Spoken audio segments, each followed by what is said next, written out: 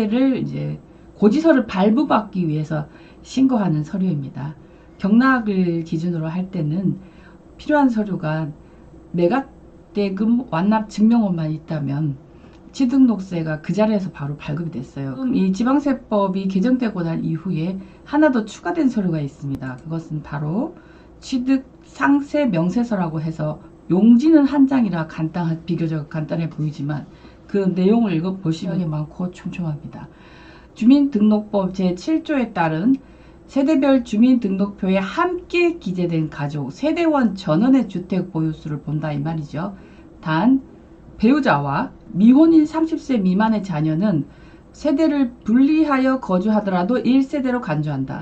그 자녀가 미혼이면서 30세 미만인 경우에는 세대를 분리하여도 1세대로 간주한다. 부모님이 유주택자인데 그 자녀, 미혼인 30세 미만인 자녀가 소득이 없는 경우라면 세대를 분리해도 별도의 세대로 인정을 해주지 않고, 미혼인 30세 미만인 자녀가 소득이 있는 경우라면 매입하기 직전 1년 소득이 2020년 기준 1인 가구 중위소득인 175만원의 40%인 70만원, 연봉 900만원이 넘는다는 것을 증빙할 수 있다면 독립세대로 인정해준다라는 뜻입니다.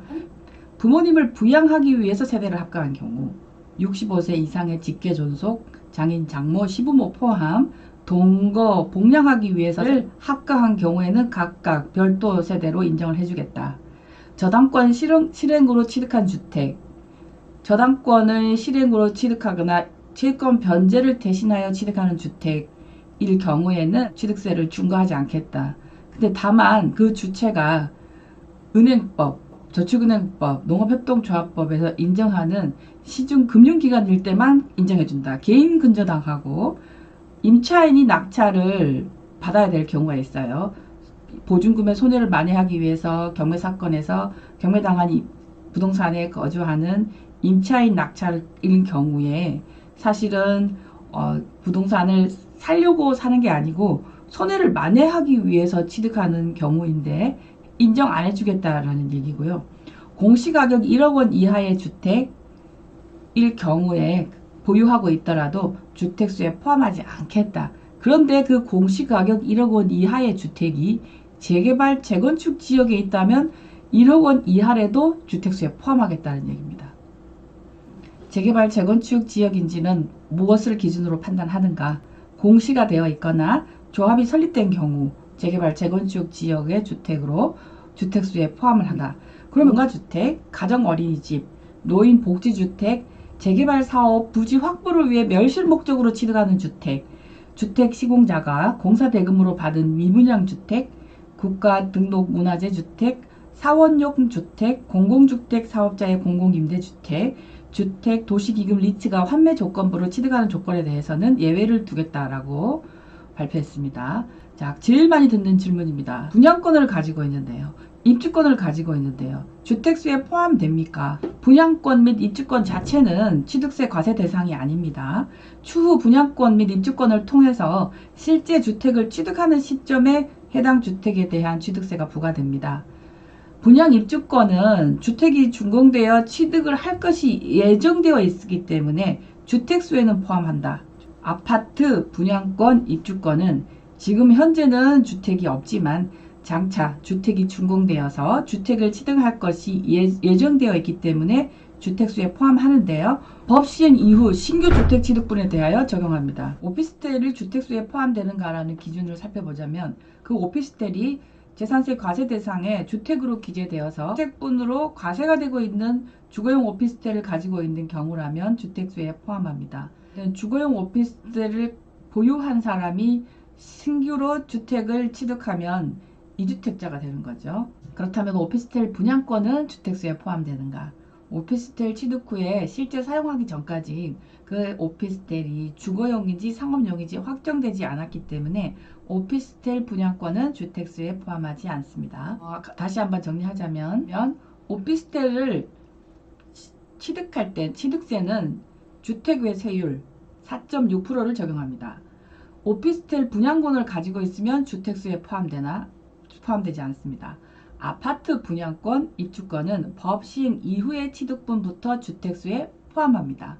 주거용 오피스텔은 법 시행 이후 취득분부터 주택수에 포함하고 업무용 오피스텔이라고 하더라도 주거용으로 전입하면 주택수에 포함합니다. 예를 들어서 현재 1주택자가 법 시행 이후에 오피스텔을 신규로 취득하게 되면 그 오피스텔이 주거용이든 업무용이든 그 오피스텔에 대한 취득세는 4.6%입니다. 그 신규로 취득한 오피스텔을 주거용으로 사용하게 되면은 그 사람은 2주택자가 되고 업무용이라고 하더라도 주거로 전입하게 되면은 주택수에 포함됩니다. 일시적 2주택이라면 1주택을 소유한 세대가 신규 주택을 취득해서 일시적인 2주택이 된 경우에 그 신규 주택 취득을 중과를 적용하지 않습니다만 둘 다 조정지역, 지금 가지고 있는 주택, 새로 신규로 매집한 주택이 조정대상 지역이라면 1년 내에 처분할 경우, 그렇지 않고 비규제 지역이라면 3년 내에 처분하는 조건, 처분하거나 멸실하는 조건으로 중과하지 않습니다. 만약에 처분 기간 내 처분하지 않고 계속 보유할 경우에는 2주택에 대한 세율과 가산세 10%를 포함해서 추가 징수합니다. 다주택자가 이사가기 위해서, 다주택자도 임대주는 주택 위에 본인이 거주하는 주택이 있단 말이죠. 다주택자가 이사가기 위해서 취득하는 경우에는 일시적 2주택에 해당하지 않습니다. 만약 1주택자가 아파트 분양권을 취득하여 일시적 2주택이 되었다면 아파트 준공 후에 주택의 취득일 기준으로 비규제 지역이라면 3년, 둘 다 조정대상 지역일 경우에는 1년 내 처분 또는 멸실을 해야 됩니다. 비규제 지역에 대해서는 어떻게 적용되는가? 기존 주택이 조정대상 지역이든 비규제 지역이든 어디에 소유했든지 상관없이 1주택자가 비조정대상 지역의 두 번째 주택을 추가 취득하는 경우에는 그 주택의 가액에 따라서 1에서 3%를 적용합니다. 비조정대상 지역의 기존의 주택을 가지고 있는 사람이 새로운 신규 주택을 조정대상에 추가 취득할 경우에는 8%를 적용합니다. 공시지가 확인하는 방법을 알려드리겠습니다. 포털에서 부동산 알림이 치시면 국토교통부 홈페이지로 넘어갑니다. 좌측에 공동주택 공시가격을 클릭하시고요. 인천광역시의 계양구 도로명을 선택합니다. 마장로 517번 길에 대형 빌라 B동을 가주하다. 그러면은 202호를 매입할 계획이다. 그러면 202호를 클릭합니다. 열람하기를 클릭합니다. 그러면 202호에 2021년 1월 1일 공시지가는 5,860만 원이다.